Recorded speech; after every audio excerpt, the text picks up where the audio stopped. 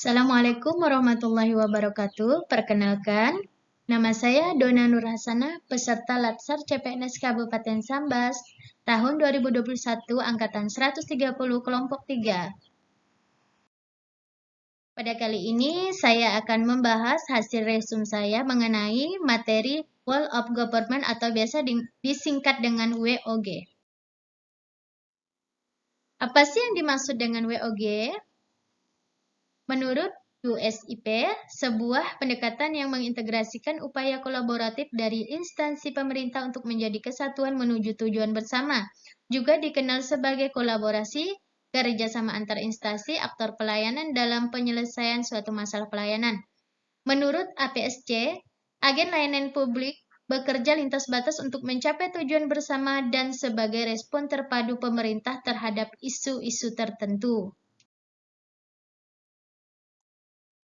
Dari dua pengertian di atas, dapat diketahui bahwa karakteristik pendekatan WOG dapat dirumuskan dalam prinsip-prinsip kolaborasi, kebersamaan, kesatuan, tujuan bersama, dan mencakup keseluruhan aktor dari seluruh sektor dalam pemerintahan. Mengapa WOG menjadi penting? Pertama, adanya faktor-faktor eksternal seperti dorongan publik dalam mewujudkan integrasi kebijakan, program pembangunan, dan pelayanan agar terciptanya penyelenggaraan pemerintahan yang lebih baik.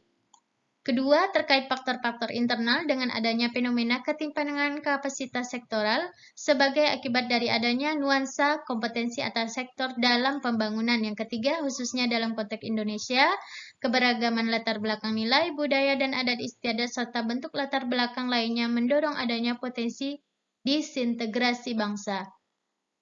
Dalam hal ini, WOG menjadi penting karena diperlukan sebuah upaya untuk memahami pentingnya kebersamaan dari seluruh sektor guna mencapai tujuan bersama. Sikap, perilaku, dan nilai yang berorientasi sektor harus dicairkan dan dibangun dalam pondasi kebangsaan yang lebih mendasar yang mendorong adanya semangat persatuan dan kesatuan. Bagaimana WOG dilakukan? Yang pertama, harus adanya koordinasi. Yang kedua, integrasi. Yang ketiga, kedekatan dan kelibatan.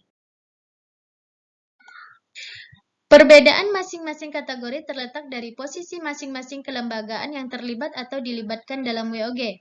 Untuk kategori koordinasi, maka kelembagaan yang terlibat dalam pendekatan WOG tidak mengalami perubahan struktur organisasi. Sedangkan dalam kategori integrasi, kelembagaan yang terlibat mulai cair dan terdapat penyamaan perencanaan jangka panjang serta kerjasama. Adapun dalam kategori kedekatan dan kelibatan, kelembagaan menyatukan diri dalam wadah yang relatif lebih permanen. Praktek WOG di Indonesia. Yang pertama, penguatan koordinasi antar lembaga. Yang kedua, membentuk lembaga koordinasi khusus. Yang ketiga, membentuk gugus tugas. Yang keempat, koalisi sosial. Tantangan dalam WOG: 1. Kapasitas sumber daya manusia dan institusi. 2. Nilai dan budaya organisasi. 3. Kepemimpinan.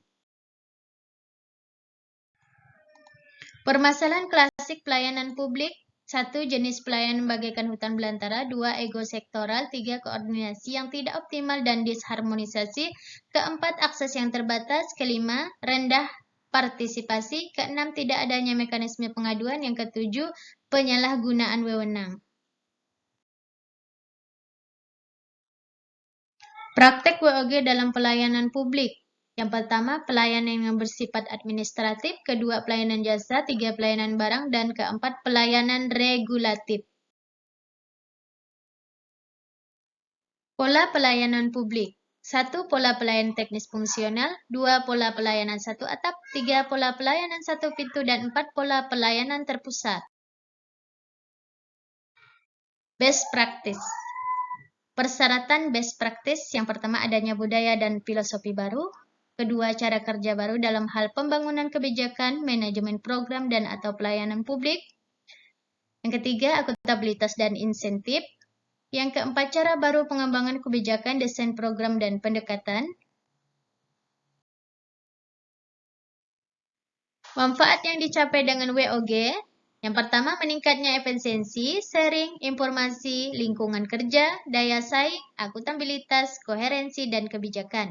Yang kedua, mengurangi biaya, pemborosan, duplikasi, pekerjaan, inkonsistensi kebijakan, dan waktu penyelesaian pelayanan tertentu. Sekian dan terima kasih. Semoga bermanfaat. Assalamualaikum.